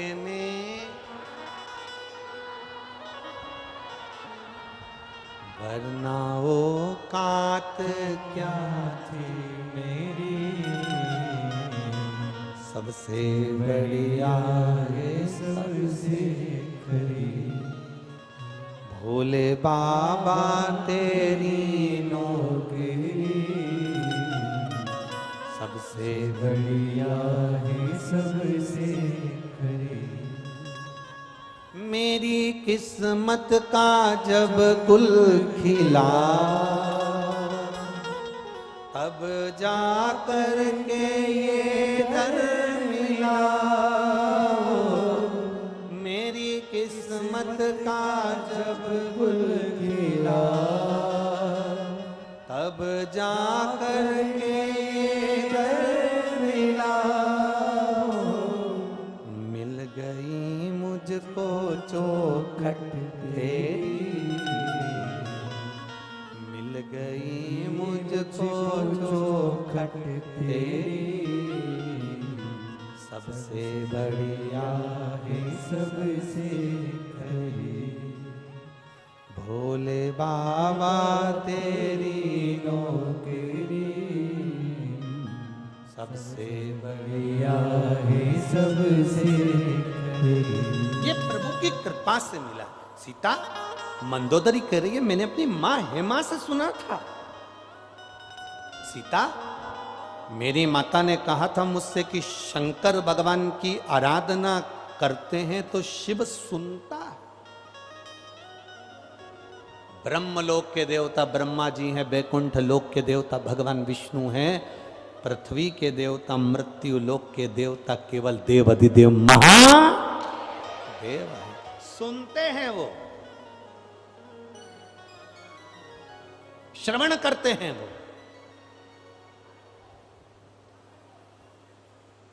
मेरे पास ना पूजा की थाली है, ना लोटा है, ना कलश है, ना मेरे पास में धूप बत्ती, ना अगरबत्ती, ना दिया, ना मेरे पास में कोई वस्तु। क्या शिव राजी हो जाएंगे? मंदोदरी ने सीता जी से कहा शंकर राजी हो जाएंगे बिना पूजा की थाली के, बिना पूजन के सामान के?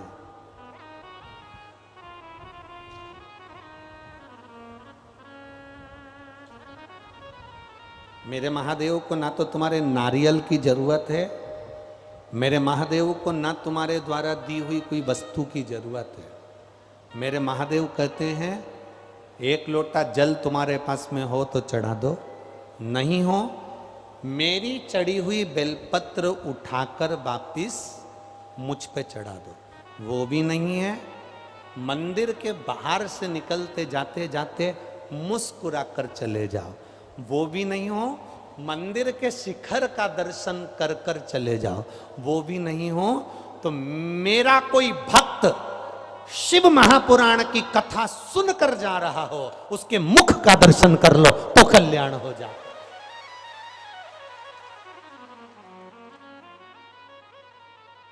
शंकर का कोई भक्त निकल कर जा रहा है, उसकी मुख का दर्शन। शिव महापुराण में लिखा है, विद्येश्वर संहिता में, शिव महापुराण के विद्येश्वर संहिता में लिखा है श्री शिवाय नमस्तुभ्यम। बोलने वाले के मुख का दर्शन कर लिया जाए तो हजारों अश्वमेध यज्ञ का फल प्राप्त हो जाता है। मात्र उसके मुख का दर्शन कर लिया। विद्येश्वर संहिता शिव महापुराण में लिखा।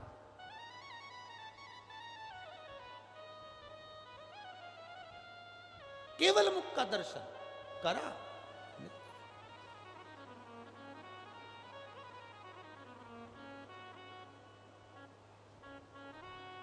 गर्भ में जो बच्चे मर जाते हैं, गर्भ से निकलकर जो बच्चे मर जाते हैं, अधोगति में जो बच्चे चले जाते हैं, इनकी जो गर्भ में मरे, अधोगति में मरे, कुंवारी अवस्था में मरे, जो कुंवारी अवस्था में मरते हैं, जिनकी शादी नहीं हुई और कुंवारे मर जाते हैं, इनके ना तो इनके लिए स्वर्ग होता है ना इनके लिए नरक होता है। ये बीच में लटकते रहते हैं। हम कई लड़का लड़कियों से कहते हैं, हम कई बेटा बेटियों से कहते हैं कि तुम ये प्रेम और स्नेह के जाल में आकर कि मैं मर जाऊंगी, और मालूम पड़े उसके चक्कर में तुम कुंवारे मर गए। कभी शिव पुराण को अच्छे से पढ़ना कि ना तुम्हारे लिए स्वर्ग है ना तुम्हारे लिए नरक है, प्रेत की योनि में पड़े रहते हो। जो जीव कुंवारी अवस्था, स्वयं शिव पुराण में लिखा है, अर्जुन का बेटा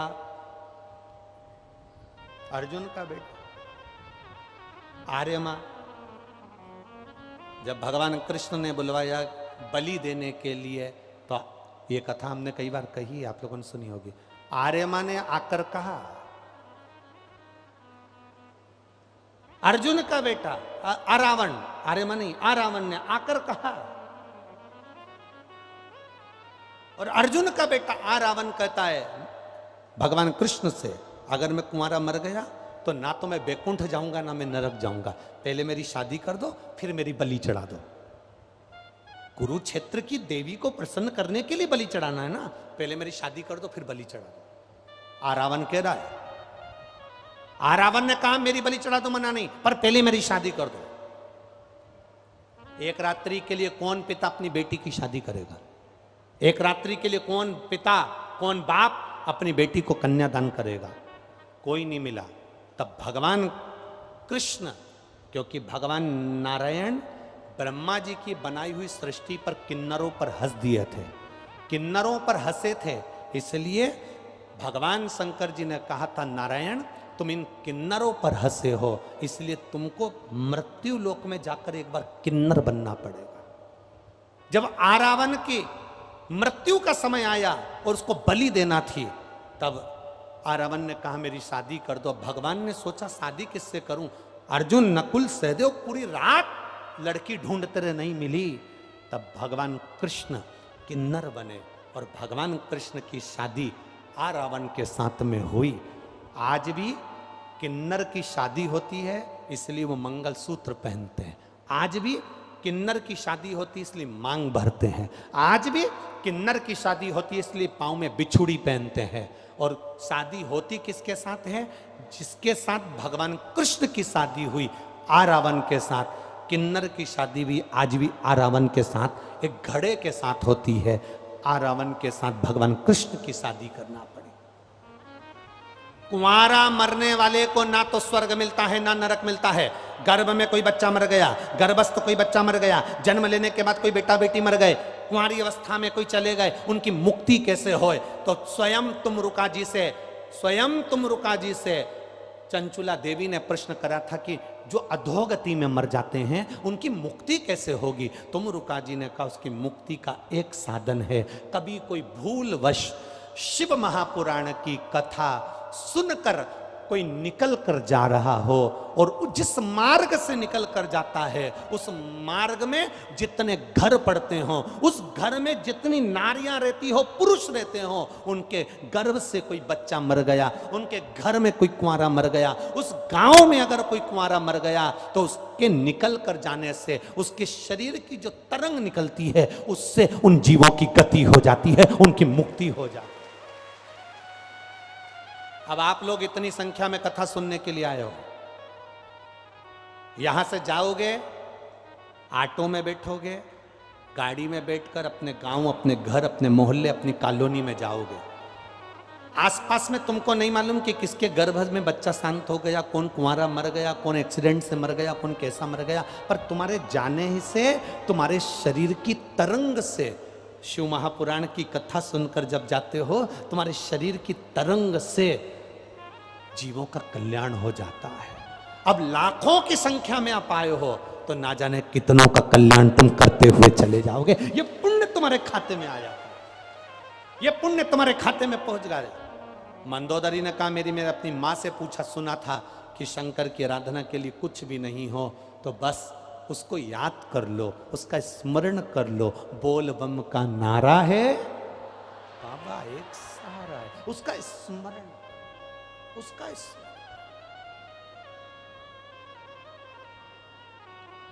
ठीक है। सीता मैया जिस वृक्ष के नीचे बैठी थी उसी वृक्ष के नीचे सीता जी स्मरण राम जी का, शिव जी का कर। समय आया, देखिए मंदोदरी के शब्द को एक कथाकार, एक वक्ता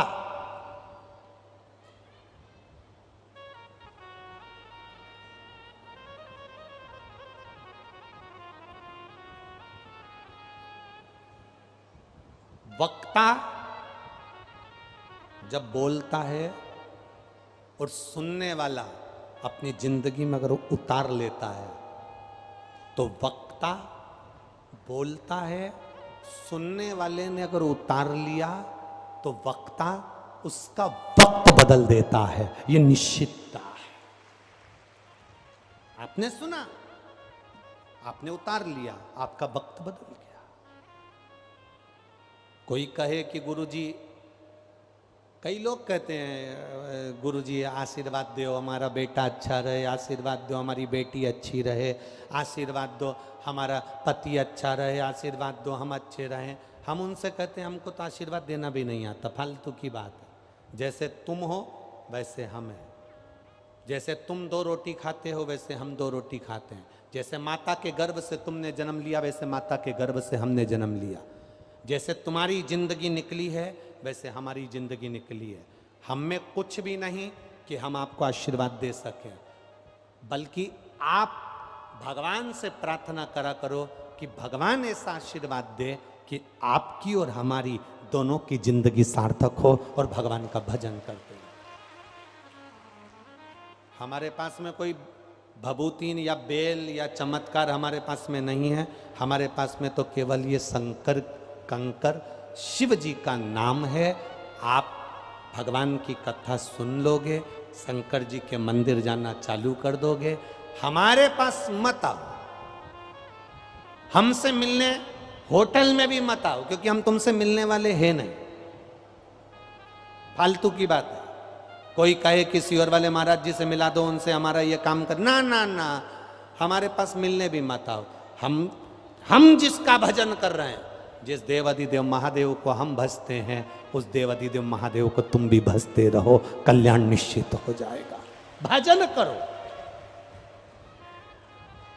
भक्ति करो, विश्वास रखकर भजो भगवान शिव को, भरोसा रखकर भजो शिव को।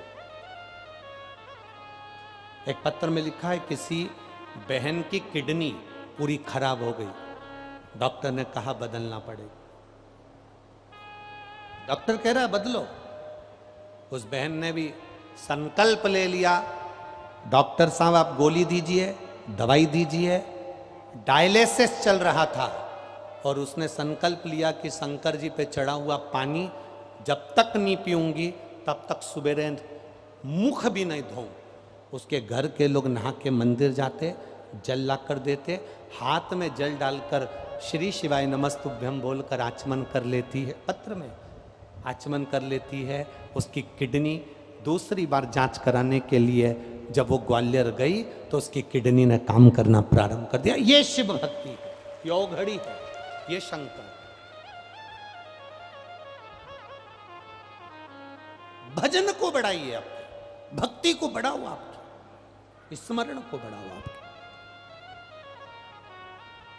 खाली ना जाता कोई दर से तुम्हारे, खाली न जाता कोई दर से तुम्हारे, मैं भी खड़ा हूँ नंदी बाहे पसारे, अपने हृदय से लगा लो, लगा लो, गिरा रहा उठा लो। आपके भक्ति के बल को जितना जितना बढ़ाओगे उतना जीवन का सुख पाते चलोगे, उतना सुख।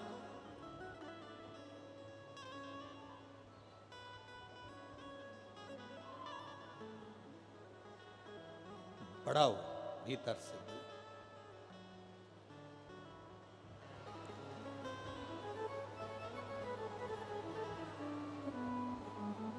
अपने भीतर के बल को बढ़ाने का प्रयास करो। शिव तत्व कह रहा है, भगवान शंकर की कथा कह रही है।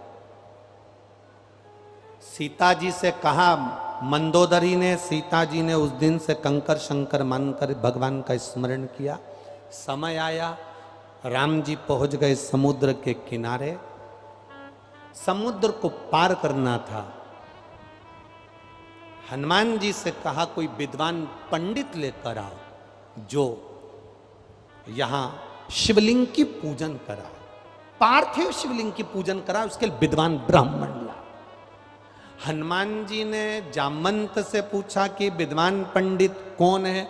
जामवंत बोला, मेरी निगाह में तो केवल एक ही विद्वान है जो लंका के अंदर रहता है, लंका का राजा रावण। विद्वान तो इतने में हनुमान जी हंसकर बोले, वो आएगा यहां पूजन कराने के लिए, तुम्हारी मति मारी गई है।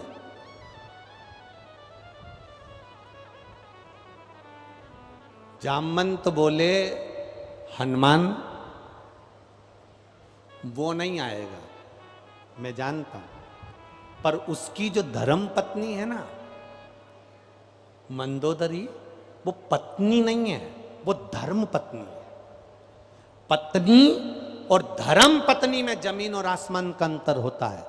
पत्नी वो होती है जो पति को मायके ले जाती है। पत्नी वो होती है जो पति को शॉपिंग मॉल ले जाती है। पत्नी वो होती है जो पति को मार्केट ले जाती है। पत्नी वो होती है जो पति को कपड़े की दुकान ले जाती है। पत्नी वो होती है जो पति को सुनार की दुकान ले जाती है। पत्नी वो होती है जो पति को घुमाने फिराने गोवा ले जाती है। पर धर्म पत्नी वो होती है जो पति को महापुराण तक ले आती है। वो धर्म पत्नी जो मां पीताम्बरा तक लेकर आए, भगवान के दर्शन कराने ले जाए, संतों के दर्शन कराने ले जाए, वो धर्म पत्नी है। आपसे भी निवेदन है, 5 दिन की कथा में एक दिन धर्म पत्नी बनने का प्रयास करना। समझ गई क्या? अरियो दतिया वाली जिज्जियों, समझ गए क्या? और जितने जीजा बैठे हैं, समझ गए? एक दिन, 5 दिन में से एक दिन धर्म पत्नी बनने का विचार करना। ये बात हमने पहले भी इंदौर की कथा में कही कि कथा में जाया करो तो कथा सुनकर अपने घर में जो नहीं आते उनको सुनाया करो। एक नई नवेली बहू, 3 महीने शादी के हुए थे, वो अपने पति को रोज कथा सुनाती। एक दिन उसका पति कथा में आ गया। उसने कहा, गुरुजी मेरा पति आया है। हमने कहा, क्यों रे भैया, तो 3 दिन कथा में नहीं आया, चौथे दिन कैसे आया? उसके पति ने कहा, गुरुजी रात को 9 से 12 सुनने से अच्छा है दिन में 2 से 5 सुन लूं। ये पूरी रात बैठ के कथा ही सुनाती रहती, कथा सुन।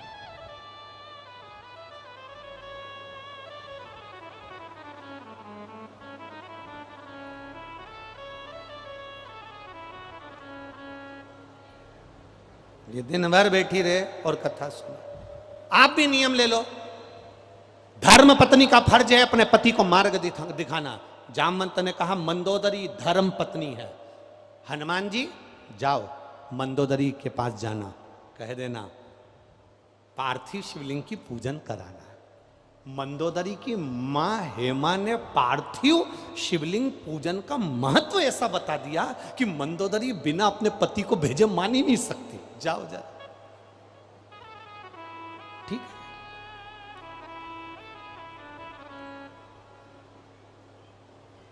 चले जाओ, जाओ। हनुमान जी गए मंदोदरी के पास में। मंदोदरी हनुमान जी को देखकर आश्चर्य में पड़ी, क्यों रे बानर, तू मेरी लंका में आग लगा कर गया था। हनुमान जी बोले, मां मैंने ही आग लगाई थी। दुनिया के लोग कहते हैं मैंने आग लगाई, पर मां ईमानदारी से बोलूं, मेरी पूंछ में कपड़ा भी रावण ने बनवाया था, तेल भी रावण ने डाला था, आग भी रावण ने लगाई थी, फिर ये लंका कैसे जल गई? मां आपका बेटा है ना मेघनाथ अक्षय, ये मेघनाथ ने ऊपर आवाज लगाकर कहा, मेघो बरसो, लंका जलना नहीं चाहिए। मैं पवन का बेटा हूं, मैंने भी आवाज लगाई, पिताजी वो पानी बरसा रहे हैं, तुम हवा चला दो। अब पवन देव आ गए, उन्होंने जलदेव से कहा, अपन दोनों सगे भाई हैं और मेरा बेटा वहां पूंछ जल रही है और तू पानी बरसा रहा है, वो लंका जलाने बैठा है। इतने में मेघ ने कहा, जल ने कहा, भैया पवन तू चिंता मत कर, गाड़ी पानी की जाएगी पर पेट्रोल भरा हुआ जाएगा। टैंकर पानी का है पर अंदर पेट्रोल भरा है। मेघनाथ को लगेगा पानी बरसा रहे, मैंने डीजल और पेट्रोल बरसा दिया, पूरी लंका स्वाहा। तो मंदोदरी कह रही है, तुमने मेरी लंका जलाई? हनुमान जी बोले, मेरी कहाँ सामर्थ्य था जो मैं लंका जला सकूं, ये मेरा कुछ भी नहीं है, ये तो सब उसकी कृपा है। क्या चाहते हो? विद्वान ब्राह्मण चाहिए, पार्थिव शिवलिंग का पूजन हो रहा है। मंदोदरी की आंख से आंसू झलक गए। पार्थिव शिवलिंग? हाँ, कौन बना रहा है? राम जी बनाएंगे, पूजन करेंगे, इसलिए हम महाशिवलिंग का प्रतिष्ठा करना है, कोई विद्वान ब्राह्मण चाहिए। मंदोदरी बोली, मेरे पति के बराबर दुनिया में कोई विद्वान है ही नहीं। तो हनुमान जी बोले, हमें तो एड्रेस ही यहीं का मिला है, शुरू से ही इतना विद्वान और कहां मिलेगा, आप अपने पति को भेजिए। इतने में मंदोदरी चुप होकर बैठ गई। मंदोदरी से हनुमान जी ने कहा, चुप हो गई माता, क्या बात है? हनुमान जी के शब्द सुनकर मंदोदरी बोली, वो मेरा पति है, मैं उसको अच्छे से जानती हूँ, वो कभी किसी भी हालत में राम जी की पूजन में नहीं जाएगा, क्योंकि ये विरोधी पार्टी है। अपनी पार्टी की बात हो तो दूसरी बात है, पर ये विरोधी है, विरोधी की पार्टी में कैसे? नहीं मां, आप कृपा करोगी तो जरूर जाएगा। इतने में मंदोदरी ने कहा, मैं एक बार प्रैक्टिकल करके देखती हूं, तुम रुको। मंदोदरी गई और रावण के पास जाकर बोली, स्वामी आप ब्राह्मण कुल में जन्मे, आपने कभी ब्राह्मण कर्म नहीं करा। रावण कहता है, मैं मस्तिष्क पे त्रिपुंड धारण करता हूं, जनेऊ पहनता हूं, भगवान की आराधना करता हूं, ये ब्राह्मण कर्म नहीं तो और क्या है? मंदोदरी ने कहा, इसको ब्राह्मण कर्म नहीं कहते। ब्राह्मण कर्म वो होता है जजमान के यहाँ जाए, पूजन कराए और दक्षिणा लेके आए। रावण बोला, मंदोदरी अपने यहाँ कुछ कमी पड़ रही है जो दक्षिणा मंगवाने के लिए मुझे भेज रही है? मंदोदरी बोली, ब्राह्मण का कर्म तो करना चाहिए, एक बार किसी जजमान के यहाँ पूजन कराओ, दक्षिणा लेकर आओ। इतने में रावण बोला, मुझे पूजन करने कौन बुलाएगा? मैं लंकेश, मुझे पूजन करने कौन बुलाएगा? मंदोदरी ने कहा, वो तुम्हारे वो राम जी है ना, शंकर जी की स्थापना कर रहे हैं, प्रतिष्ठा के लिए तुमको बुलाया। रावण मुख घुमाकर मंदोदरी को देखे, बावरी हो गई, पागल हो गई, वहां पूजन कराने जाऊंगा? मैं नहीं जाता। मंदोदरी कहने लगी, मैंने सुना था रावण बड़े विद्वान है, लंकाधिपति बड़े विद्वान है, पर मुझे लगता है कि तुम शून्य हो, तुम में विद्वत्ता नहीं है। रावण कहता है, मैं पूजन कराने जा सकता था, पूजन कराने चले भी जाऊंगा, पर एक ब्राह्मण कभी अधूरी पूजन नहीं करा सकता। तो मंदोदरी ने पूछा, मैं कौन सी बोल रही कि तुम अधूरी पूजन करा, तुम तो पूरी पूजन करा करा। रावण बोलता है, राम जी की पत्नी सीता यहाँ पर है, राम जी वहाँ पर हैं, ये पति पत्नी दोनों गठजोड़ा बांध के नहीं बैठेंगे तब तक प्रतिष्ठा कैसे होगी। इतने में मंदोदरी बोली, विद्वान ब्राह्मण सारी जुगाड़ जानता है।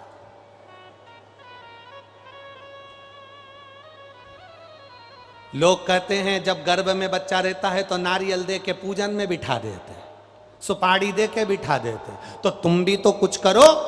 रावण ने कहा सीता को राम जी के पास जाना पड़ेगा और वहां बैठकर पूजन करना पड़ेगी। अब सीता जा सकती है क्या? मंदोदरी कहने लगी, उसकी जवाबदारी मेरी है, तुम तैयारी करो। रावण ने सिर के मुकुट को जमीन पर रखा, क्योंकि राम से मिलने के लिए अहंकार का मुकुट नीचे रखना पड़ता है, इसलिए जमीन पर रखकर फिर चला।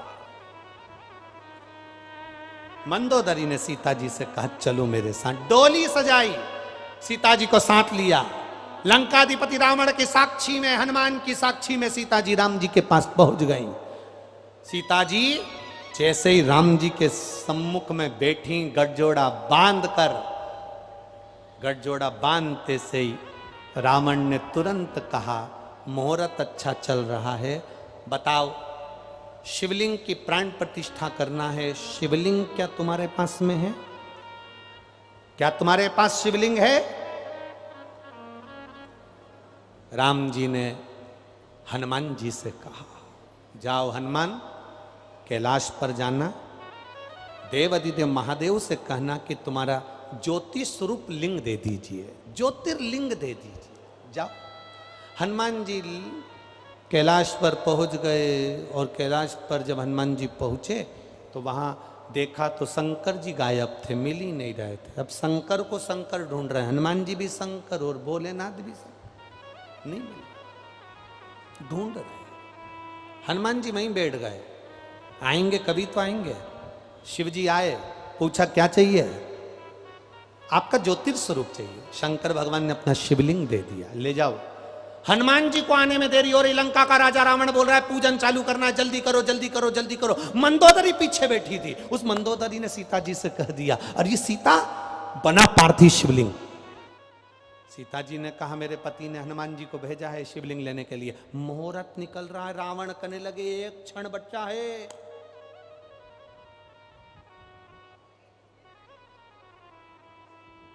ज्येष्ठ का महीना, शुक्ल पक्ष की दशमी, जिस दिन माता सीता जी ने बालू के शिवलिंग का निर्माण करा, जो रामेश्वर धाम बन गया।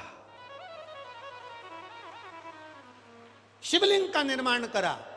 रावण ने देखा मुहूर्त निकल रहा है, जल्दी पूजन करो जल्दी पूजन करो। हनुमान जी को आने में देरी थी, पूजन चालू हो गई। पूजन चालू हुई, पूजन होने के बाद में हनुमान जी आ गए। हनुमान जी ने कहा, मैं शिवलिंग लाए और आपने पूजन कर दी, थोड़ा इंतजार तो करते।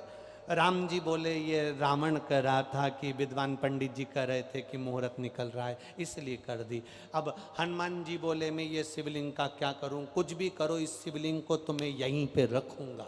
तो इतने में तुरंत राम जी ने कहा, तेरी मर्जी हो तो ये सीता जी ने जो शिवलिंग बनाया है बालू रेत का पार्थिव शिवलिंग, इसको हटा दे, तेरा शिवलिंग रख दे।